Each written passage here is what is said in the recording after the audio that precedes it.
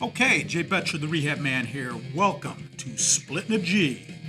Splitting a G is brought to you by Garage Band Brewery, located in the heart of downtown Plainfield. Stop by for their impressive assortment of great tasting brewskis, brewed on site in their state-of-the-art brewery. Enjoy live music in the tap room or outside in the beer garden. Great beer, live rock and roll music, count me in. If you enjoyed this video, please leave a like and share with a friend. Okay, let's go. Today we have a guest, Ed Russell. Ed Russell is, are you a plan reviewer? Are you a HUD consultant? What do you? 203K consultant. 203K consultant. Ed is a 203K consultant. Not only is Ed a 203K consultant, Ed is a legend in the Chicagoland area as a 203K consultant because he's done more than anyone. I used to talk to the other consultants. They were all angry at Ed because he got all the business. He got all the business because he's the best. Now, quickly, Ed, I know that when you go out and do a plan review or a consultant's report, that you use your own numbers. You write everything up. I know a lot of these guys wait for the contractor to send their numbers and then they just plug the numbers into the report. So if you're getting a consultant's report from Ed and you don't have a contractor, you still know what the numbers are. So is that different? Why do you do that differently? It helps facilitate and move things along quicker. A lot of loan officers want to order the appraisal, get it to underwriting, get the ball rolling. Sometimes I'll show up and they have a already completed contractor's estimate if they're doing an addition or they're refinancing. In that situation, I would mirror the contractor's estimate if it's appropriate. Okay. I always like the idea of when my clients would call you, you would offer a feasibility study. Now, I've had my clients go out with Ed and do their feasibility study, and one example, and I'm sorry if I'm taking over here, Ed, but I just want to give a great example. It's your show. We had I'm sure you recall, went out there. It was probably about 2-3 months ago. You went out, did a feasibility study. It was a young lady, and her contractor said it was a $30,000 job. I said, look, if it's on the bubble like that, get Ed out there and let him do his thing.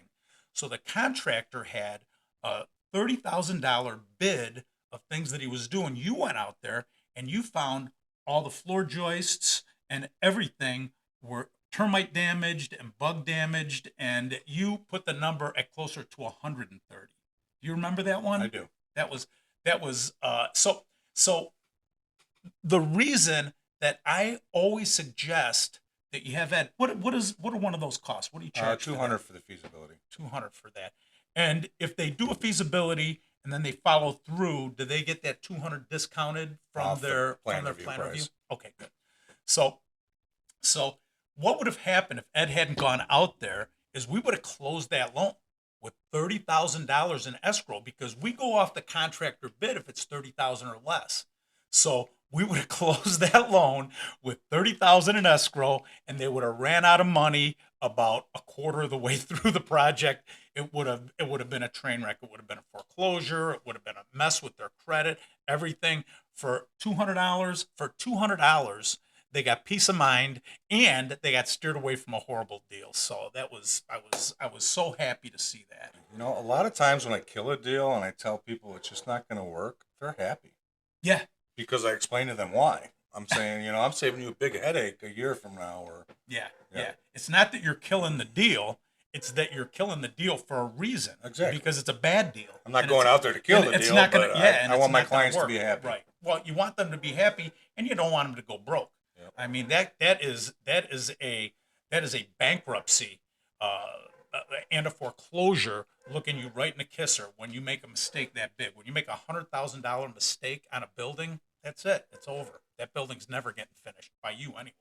Yeah, I did a feasibility this morning, and I presented me with $110,000 contractor's estimate. $110,000 contractor's estimate. It's a 3-story building, completely gutted, and the garage is in disrepair. And I had to explain to the buyer that this can't be done for 110. It had no plumbing, no electrical, no insulation, no framing. And some guy So, told me he so could do it for 110. There's just no way, especially when you need drawings and all that other stuff for Chicago. so that's another thing. Now, working in Chicago, now you have probably seen every type of renovation that can be done. Permits are a big deal. When does a general permit need a general construction permit versus all of the plumbing, electrical, roofing, all that stuff? Well, Chicago just changed again a couple of months ago, and they have a new type of permit system. It's a little bit more rigorous, or than it was, but basically, in-kind replacement will be able to use an easier, softer permit.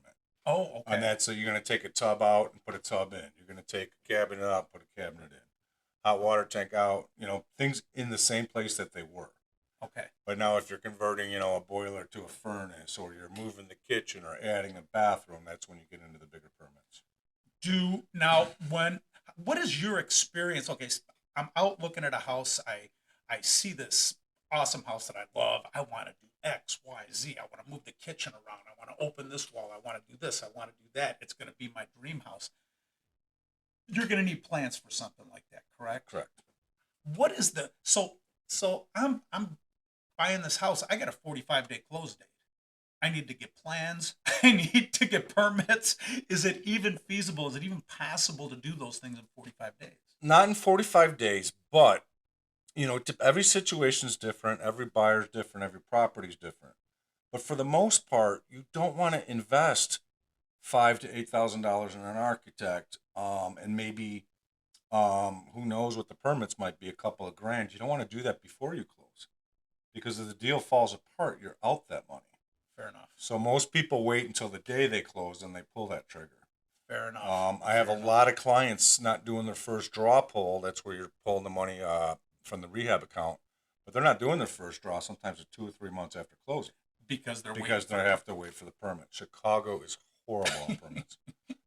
and you also have to wait for those drawings. Yep. I mean, those don't happen Yep. overnight.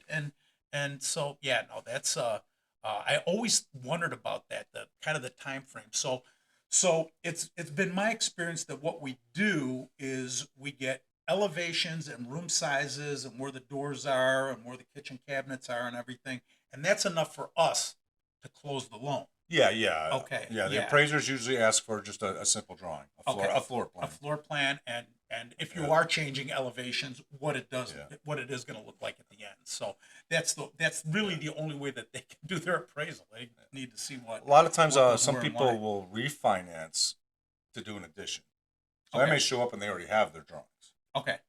Some Yep. people already Yep. even have their permits when I Yep. show up, which is nice because then I know exact measurements and everything.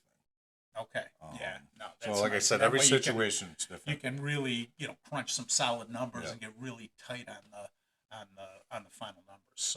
So what'll happen is, okay, client doesn't have a contractor. You go out there, you do okay. You do the feasibility. The feasibility is great. They say, okay, cool, we want to go. That's probably about what we thought it was going to be. You do the full plan review. Okay, you're going to include in that plan review a blank contractor bid. Correct. Correct. So the blank contractor bid. So you have your numbers, everything that you're doing, everything that it's going to cost.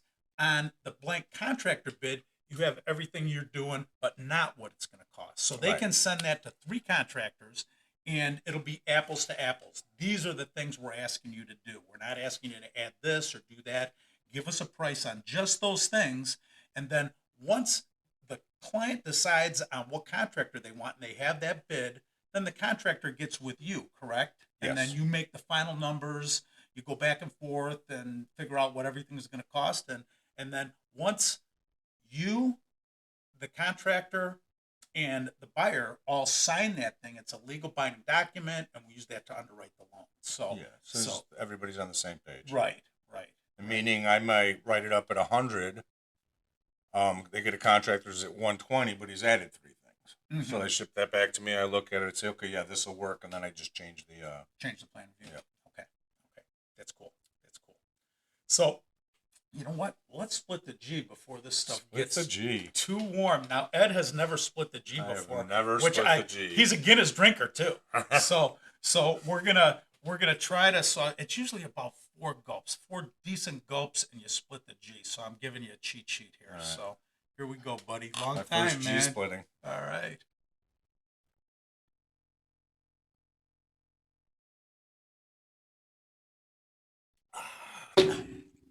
I was heavy, and so were you. It's delicious. Couple of booze hounds. I could have stopped, but it was yummy.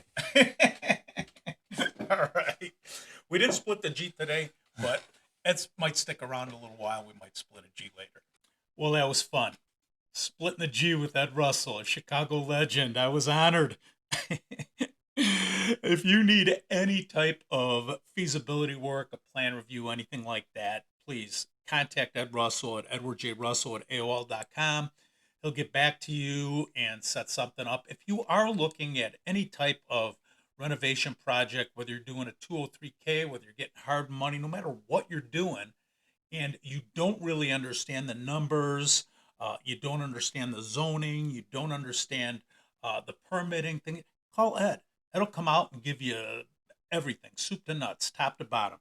Anyway, if you enjoyed this video, please visit our YouTube channel and subscribe at youtube.com/splittingtheg.